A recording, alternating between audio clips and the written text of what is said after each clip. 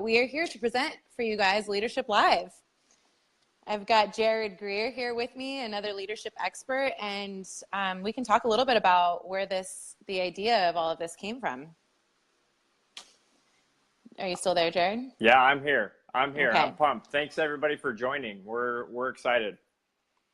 Yeah, absolutely. So Jared and I kind of started this conversation about leadership, and we realized that both of us had a deep-rooted passion for leadership, and then also kind of peeling away the layers of what leadership really is and gaining some more insight and understanding for ourselves, but then recognizing that other people have the same questions and struggles with leadership. And we thought about, why not bring this topic to you guys as well and include you guys in the conversation so that we can actually start creating a larger conversation about what leadership is in our own lives and what it is in our professional lives, and how we can become better, show up as better leaders in real time.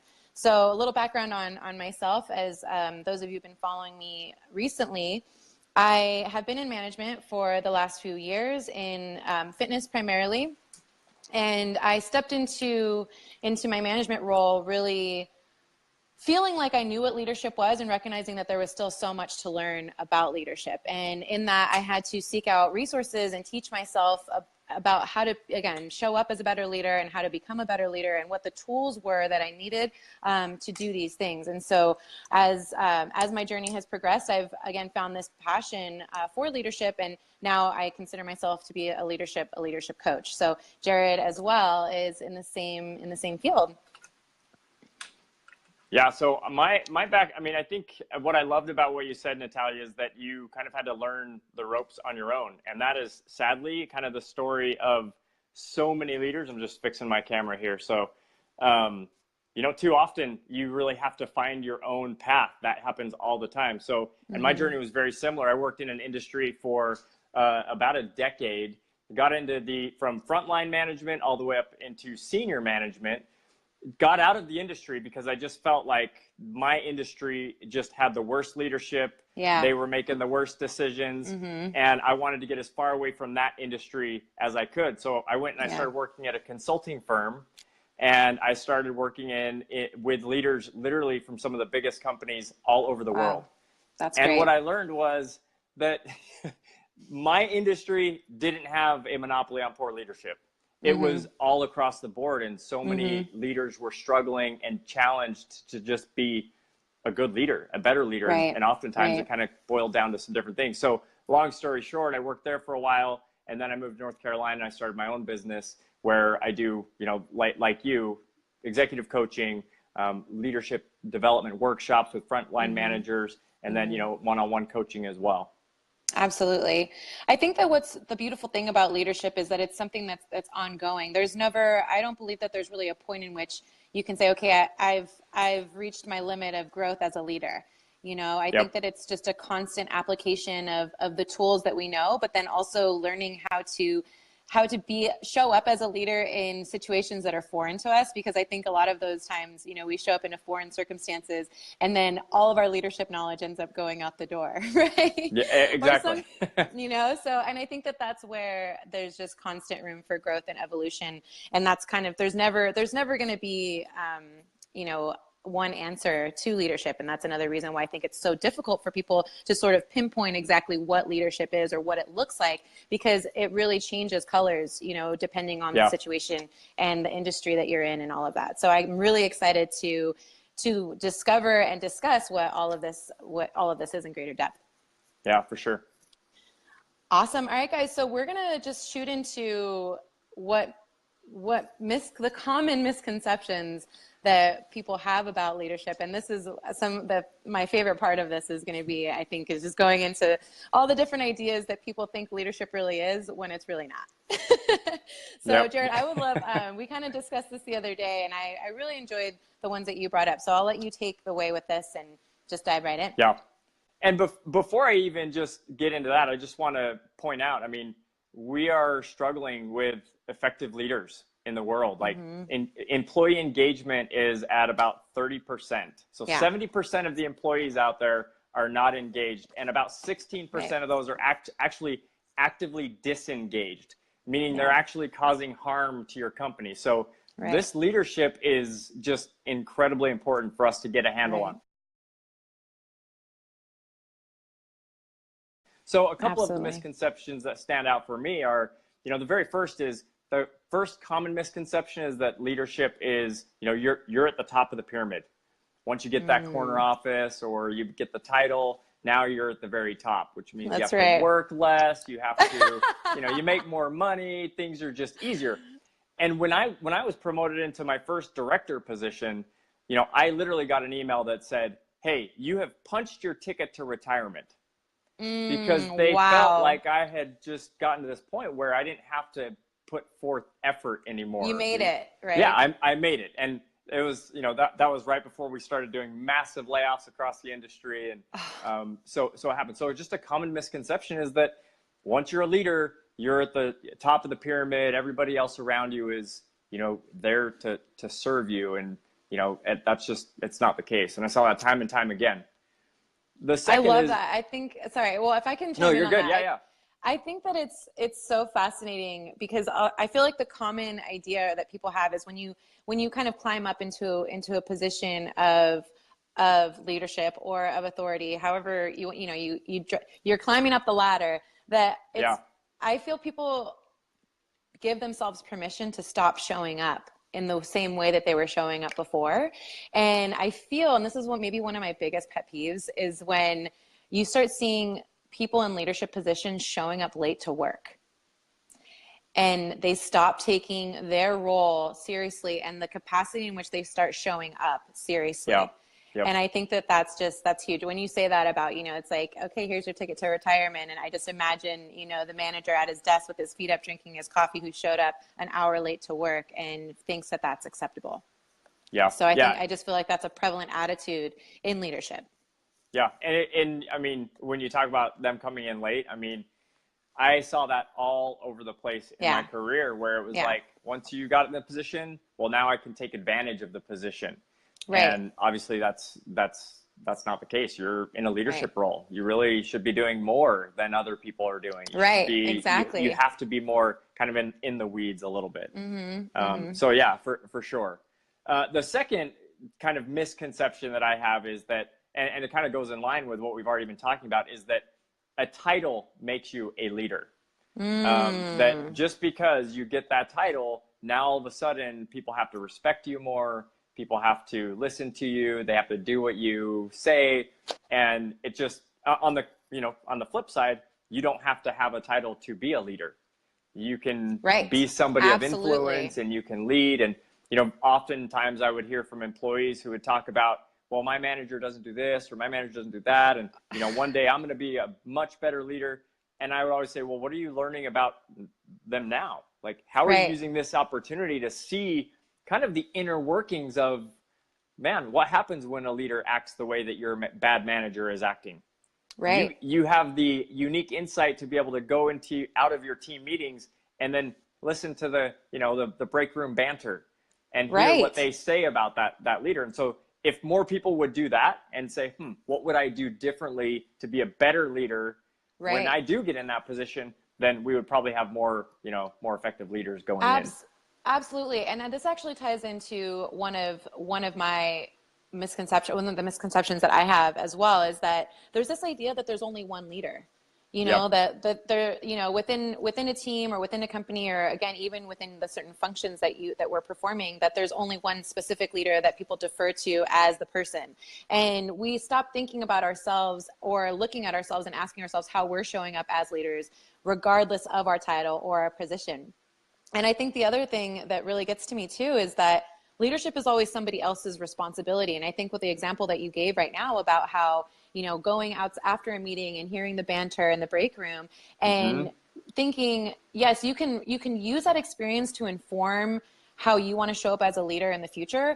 But then you can also ask yourself, in this moment, how can I be a leader to my team if there's any sense of dissatisfaction or rally support, or, start thinking more critically about how we can engage people in a meaningful way to start finding solutions. And I think that that's a huge thing that I've seen in my work, especially working with small teams, is that there tends to be people become disgruntled, and then there's a lot of this negative a negative talk that happens. And it's very rare that I've actually seen anybody step up and say, you know what, why don't we figure out a way to find a solution to this or approach this problem from a positive place as opposed to a negative place. So yeah, I think that that's the leader is definitely not the person, only the person with the title. And sometimes it's not that person either. I want to ask you just on that, because I think a lot of people that are watching have probably at one point in their life had a bad manager, a bad leader, you know, or they might get one, you know, forthcoming. So what would be your advice or guidance for them to get started on being a leader outside of the actual title and position, you know, knowing that some of that peer pressure that they have on their team, they don't want to be the goody, right? So what kind of advice or guidance would you have for them to start being, you know, a better leader, or when they're not?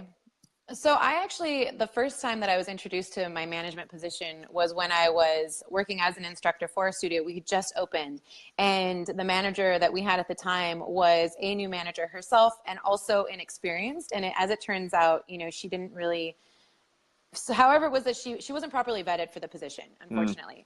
And so again, this is my firsthand experience with people complaining about her, you know, other team members complaining about her, and coming to me, maybe identifying me as the stronger person on the team, and coming to me, confiding in me with their concerns.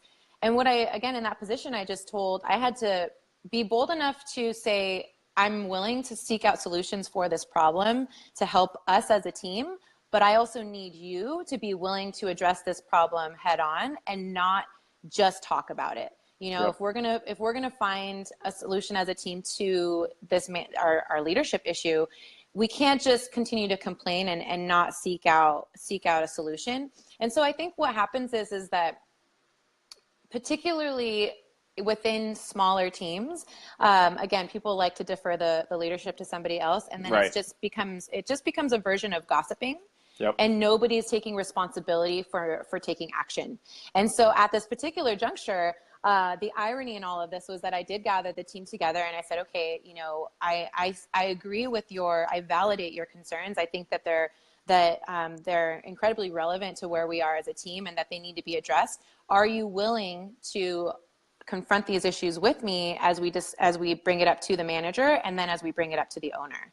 And so later on down the line, I ended up getting promoted to this management position. But what happened was that once that shift happened, there was nobody else on the team to be that type of leader on the team. And so then it went back to this like negative perspective, sharing negative perspectives, gossiping, complaining. Right, exactly. And so I think that, you know, it just takes a lot of courage, and that if there's an issue that you have on your team, and if that issue is with upper management or the leadership, that you can't just talk about it and complain about it, that you need to take action and be willing to be bold enough to address it. Because I think that we're seeing a lot of inaction in this particular area.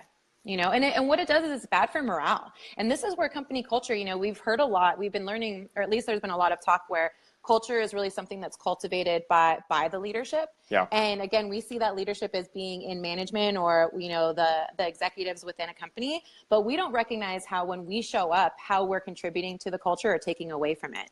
And I think that that's just incredibly relevant. Again, we show up as the leader, regardless of our position and our title, and we are leaders within our teams, and how we need to ask ourselves how we want to show up. Amen. I hope everybody just scribbled down a whole bunch of notes, because you said so many good things there. And too often, I mean, granted, we need effective managers. We need effective leaders. Like when I talk with CEOs and COOs, they're saying we need good quality leadership, management. And there are a lot of managers out there and leaders out there that they really want to be great, but they don't have channels for feedback for someone like yourself in that scenario to say, hey, this is what I'm seeing is happening on our team. This is what I think we need to do to actually improve it and make it better. So leaders, if you're in a position, ask yourself, what are the ways that I am actually opening opportunities for my team to be really honest and really direct, and getting 100%. That feedback so that you can respond and you can do better. because then you take somebody like yourself, you pull them out of the team, and now that team is kind of back to square one, where they're like, okay, well, you know, our one person who facilitated communication is gone. So no, And I that's think so many good things there. Yeah, and that's, again, I think that the way that you described that right there is just, you have to be willing to facilitate communication between people, and it can't be. I think another thing is doing this thing behind people's backs. Like that literally is what destroys teams. And I think that we've got to be willing to confront issues head on, and it's okay. Sometimes you're not going to get the answer that you want, and sometimes it's going to be really uncomfortable, you know, but that's the only way to grow as a team. So I want to just point out, Greg Cortez said, we need to learn personal accountability and how to take responsibility. And when I work with teams, this is such a unique perspective that leaders have to develop, because you have to understand the difference between being accountable and being responsible. If you're a manager leading a team, you are accountable. 100% of the time, you're accountable for what happens on your team. That doesn't mean you're responsible. If, you know, Jim over there comes in and he throws his computer against the wall, you as the leader, you're not responsible for Jim doing that. But you're 100% accountable for how you handle that, how you address that. And so recognizing that difference from a leadership perspective, too many leaders are like, well, that's not my fault. That's not me. That's not, and they're right in that it's not totally their fault, but it is, you know, they're accountable for it. So recognizing that. One of the things that I used to tell my team, and we can get back to the misconceptions right after this, but one of the things that I used to tell my team was that nobody else is responsible for how you choose to show up to your job. Amen. Like, you are the person that is responsible for how you perform in your job, for how you show up, for the way that you're willing to do the work, you know. So you can't blame that on your performance. It can literally, unless you have literally sought out every other tool to help you, can only be your responsibility. You know? And sometimes it's not the right fit. So maybe, you know, maybe it's time to move on when you've done all you can. So for sure.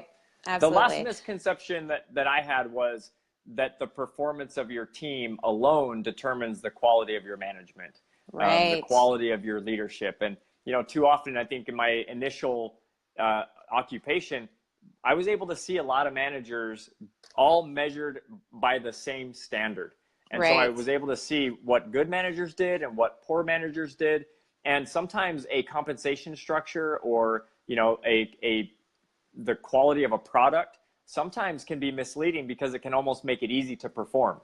And so just because your team is performing doesn't always mean that you're actually a quality leader or a quality manager. And that's where kind of that feedback that you talked about, that has to come into play there, because you have to really know what your people are feeling. And I'll give you an example. There was a point where I was managing a team of about 15 people, and we were crushing it. And at that time, I was in a position, I was in my undergrad, and I was learning about management, and they had launched this survey. They showed me this survey. And so I was like, okay, I'm going to give this survey to my team. They're all going to tell me how great I am. I'm going to get my ego stroked because we're doing so well. We're performing. And honestly, it was such a pivotal moment in my career, because what came back was not the comments like, Jared is an amazing leader. What came back was the comments like, Jared is supportive as long as it relates to my job, as long as I'm performing. And so it just opened my eyes that while I was helping people perform, I wasn't really helping people grow and develop, and they didn't feel how much I cared. And I think I cared at that time. I definitely cared a lot more after that. So sometimes we just have to be very aware of how we're managing our team, and not let our performance really be the tell-all of the quality of our leadership. Right. I think that, you know, performance is, especially when it relates to the performance of the team, like you said, it's so hard to tell what that performance means, because there's so many other things that are contributing to the performance besides the leadership itself. Right. I mean, you can have incredibly strong team players that are just carrying the weight. And I've seen this as well, where one person is carrying the weight of the team, and yet the entire team is gaining, is being credited for the performance. Right. And so again, you never really know. But I think that what you said that was really important there is being willing to not just rely on the performance as an indicator of your success as a leader or how you're performing as a leader, but being willing to ask your teams, like, how am I showing up for you? And am I showing up for you in a way that you need me to? I think that the latest management position that I had, one of the biggest lessons I learned was that here I am thinking that I'm communicating in a way that is going to be accepted by my team and appreciated by my team, and that they're going to feel that support and love coming from me. And I learned at the end of it that they had a problem with my tone, and like I had no idea that the tone in which I was communicating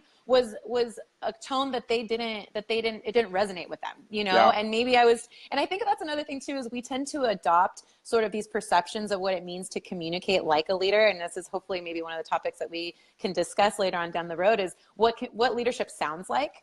Because I think that, you know, we've been taught that leadership, you know, or even just the examples that we've seen throughout our lives of what leadership is, we tend to adopt those styles. And then we sometimes have to come face to face with the fact that that's not the leadership style that is actually going to lend itself to a good culture, to a good team environment, to the success and performance of the team itself. So I think that that's incredible.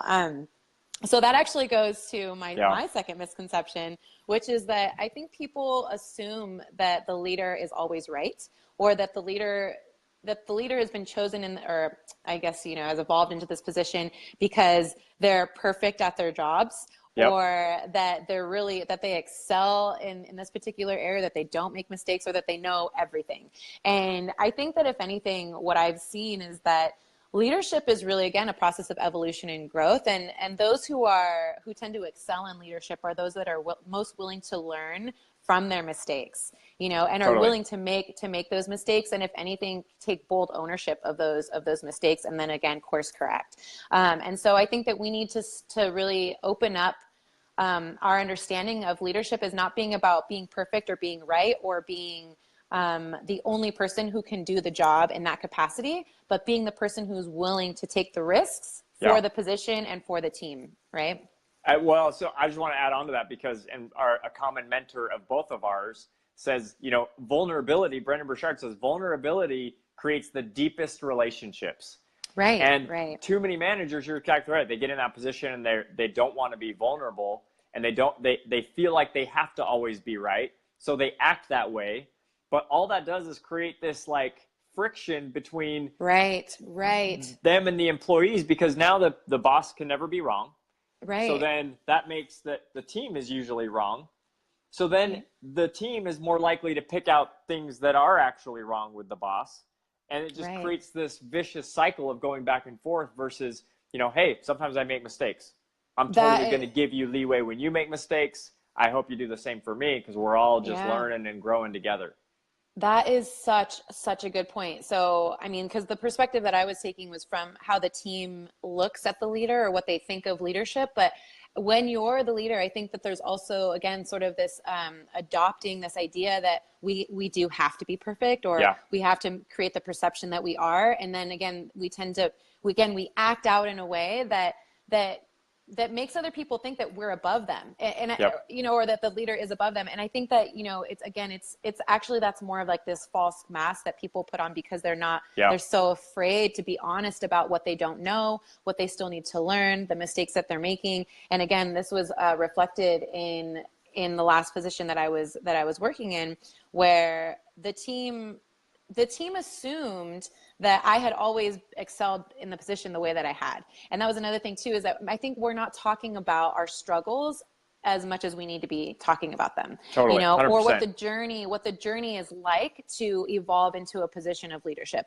you know, where we started compared to where we are. And as we talk about, you know, again, make ourselves vulnerable in those positions, and share like the woes, because, hey guys, like, we've all struggled, we've all been there, we've all had to face our failures and kind of overcome them, you know. But I think, again, we're really not telling those stories. Yeah.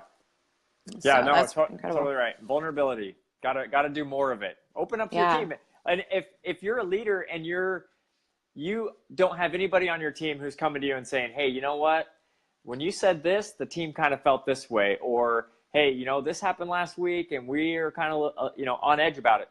If you don't have anybody who's done that for you or who's doing that on your team, then you should really take some deep, hard looks inside and say, Yes. am I Yes. really leading this team? Do I really Right. have their trust? Do I really have, Right. because no relationship is void of conflict.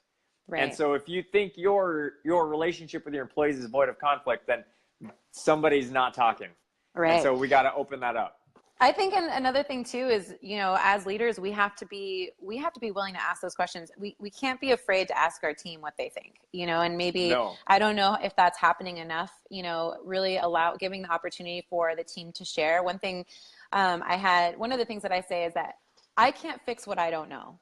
You know, Yep. and so in order for me, you know, sometimes we can't, also another point to this is not relying on other people to bring the problems up themselves.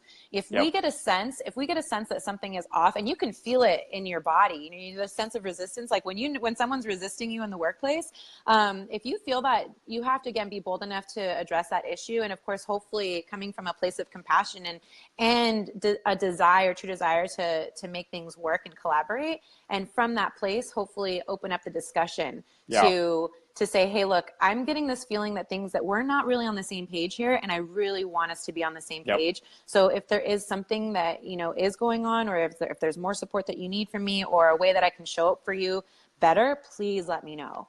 You know, I think we have to be willing to ask our teams for their feedback so that we can show up better for them. Yep. Yeah, totally. So, and that actually, ironically enough, takes me to my third misconception, which is that leadership, I think people tend to assume that leadership is something that's innate and that it's not a skill that can be cultivated. You know, Yeah. when I was a kid, you know, there were talks about, oh, you know, this person's a leader. She's a really great leader, or he's a really strong leader, you know, and I just thought, like, wow, how do these people, like, who are these natural born leaders, you know, like, and why I didn't necessarily feel like I was one, or I saw that as being something removed from my capabilities. And when I first came into management, I realized that even though I was good at showing up for myself, I really wasn't sure how to show up for my team. And I did have to learn leadership. And so I think that's, you know, we have to be, if we don't feel like we are leadership material, it doesn't have to be an identity that we adopt. We can teach ourselves leadership skills. We can reach out to communities where we can learn what leadership really is. And we can really start applying these things in real time, even if we haven't mastered this skill. You know, this is a practice that evolves as we progress through our positions. And I think that it's just important to not think about it in terms of something that's innate or something that somebody has, that it actually can be cultivated and established over time. And honestly, that level of humility sometimes is what you look for when you're hiring a leader. Right. You almost want somebody that's like, I'm not really a great leader, or, you know, I wasn't born with those leadership skills. Right. Because then you can cultivate that a little bit more, and you can help them get some success and see that, wow, I can develop and grow into a leader. So yeah, you're spot on. Yeah, absolutely. So we've got about 15 minutes here. We've talked about all the things that we believe leadership isn't and what it actually really is. And maybe we can talk, you know, just to identify, you know, what we believe leadership is, maybe in a nutshell. I know I have, if I were to pull my computer up, I do have a definition that I can read for us, but we do actually have some questions as well that I would love to get to. And I appreciate, just so for those of you that are watching, and thank you so much for watching and for your participation. But for those of you that are online, I would love for you guys to continue to we would love for you to continue to bring those questions, because this is really what this is all about. Is like, we know we're not the only ones who have questions, or who have been in this position where we're, you know, sort of left wondering what leadership is, or how to grow as a leader. So your questions are incredible, and we can't wait to talk about them. So let me get on here. Let's get. Do we want to jump into some questions? Because I know we've got just a few minutes left.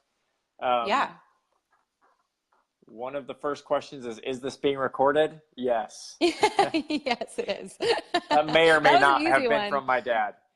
Oh. So, Awesome. one of the other questions is, can you address the difference between managers and leaders? So do you want to take a swing at that one first, or do you want me to go? I can jump right into that. So this is actually from a little bit of humility on my end.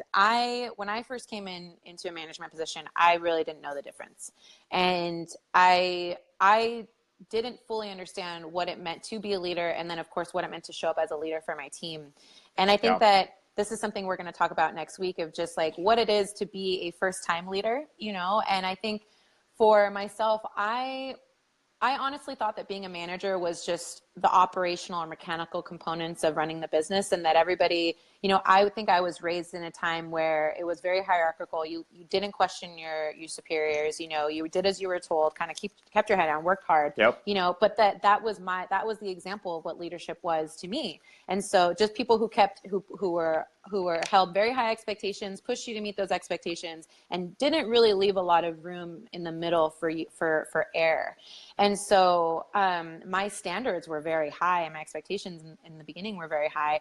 And I really didn't even consider what the value of communication, or how I should be communicating. And again, how I'm showing up as a leader when I was coming into work. And so I think ultimately the distinction that I would say is a manager isn't always going to be a leader, but a leader can certainly be a manager. Yeah. And I think that as a manager, you have to understand the mechanical components of your business, or of the work that you're doing, depending on what level of management you're at. But as a leader, you have to think about the well-being of the people that you're working with, the culture of the people that you're working with, and then again, nurturing the environment for people to grow within your team, and then also for yourself. So I think that, again, communication is really important, and it's less focused on the mechanical or technical components of business, and more so really just the talent of working with people. Yep. I'm curious. So as you're talking, I'm thinking of my, partially thinking of my answer too. And do you think that you have to be a manager before you can be a leader? Absolutely not. Absolutely not. I think no, go ahead. yeah. No, well, I mean, like we were talking about earlier, we show up regardless of your position, you can make the choice to be a leader. Yeah. In your position for the team, and also for your managers. I think that we assume that it's a one-way street, right? That the managers are there to serve, or that they're the ones that are there to call the shots, and that we aren't really, again, that our role is more passive. But when we work with teams, or when we're going into work, we can put on that leadership armor and decide to show up for everybody, regardless of their position or our position. I think I agree with that. Maybe I should have qualified my question first, because I think my answer would be, managers really are, they check the box, right? They know the tasks, they know the mechanisms involved with somebody performing, right? Right. So there's one way of, if I'm a manager, then I'm going to make sure that people are here on time. I'm going to make sure that they know what their job function is, and I'm going to make sure that they're completing those job functions at a high level and a high level of quality. If I'm a leader, then I'm understanding when they're not on time, why they're not on time. And I'm recognizing how what they do in their job and the quality of their tasks actually relates to their outside perspective and outside goals and objectives. So, in some ways, I think you will be a better leader if you are a good manager. You've got to know those tasks. So I think there's a degree of institutional knowledge. But I think at the end of the day, leaders understand that they're leading people, and they're trying to bring them to a place that maybe they've never been on their own, or maybe they don't believe they can get to on their own. And so that leader is really, they are out in front. I think now that I understand exactly where you're coming from, I couldn't agree more. And I think that we have to remind ourselves that there is no business without people. Right. So before you're a manager, you are a leader. Absolutely. Like, you are a leader first, a manager second, because you could be a manager. You cannot be a manager if there are no people there. And the only way to really dynamically and meaningfully engage those people is to show up as a leader. Amen. So what you guys should have heard there is, even if you don't know all the technical components of, the business right now, you start by being a leader, the rest will come. You're going to be in a much better place, versus really focusing on the tasks or techniques and ignoring the people. That I've seen it done both ways, and it's a rough road if you really start with the, hey, sorry, these numbers have to be here, versus and that was my problem. That was my Here we go. Hi, there we go. That was actually one of my learning lessons, was that I was, when I stepped into my management position, I was really only thinking of the business from a mechanical and technical standpoint. And then I realized I was losing my team, and I didn't understand why. And it was because, again, like, I was so focused, and I think so stressed. And I think, again, this is another thing, stress management in leadership and in management is something we definitely need to talk about, because I was so stressed and there was so much pressure on me to be high performing as a manager and to take care of the business. And I think that that's something we need to talk about in reference to business owners, and making sure that business owners don't lose sight of the people that are keeping their business in business, you know, because I think we put a lot of pressure to meet these, to meet numbers, right? To meet certain goals, and then to make sales, right? And then we lose sight of the people that we actually want to perform those functions. And then that's where that's where we lose the culture. And that's, I think, where a lot of businesses aren't nearly as successful as they could be, because they're not nurturing the culture of the business from a leadership standpoint and are only looking at it from a business management perspective. So this is just incredible. But there was another one. So go ahead. Oh, go ahead. No, I was going to say, because Anthony just said, as a leader, your job is to create the inspiration for people to engage and decide to work for the vision you supply, which I love. And to your point, Natalia, that pressure from upper levels, your employees also need to see that you're somebody who is going to fight for them. And they need to believe 100%. That when you go to a senior meeting to really be able to help provide what's going to be best for your team, they have to know and believe that you have their back and that you're going to be there for them. And so a lot of that pressure that is put on managers, you know, it puts them in a weird spot where it's like, I want to do what's right for my team, but I also have my senior leader breathing down my neck. And so the best leaders, they are just protecting their team first. And then they're playing the politics second, or not at all. My vote is not at all, because your performance will speak for itself. At the end of the day, let your performance speak for itself. And that way you don't have to worry about, you know, whether or not you're fitting somebody's mold, because your performance is crushing it. Absolutely. And I think that this is where we kind of draw a distinction between working for a bigger company where there's different levels of management, and then where people are very, there's a lot of room between maybe like high level execs and then the CEO, right? And then like the district managers or regional managers, there's so many different levels where when you're working in a smaller business, it's such an intimate setting, and there's not a lot of room between the business owner, the manager, and the team.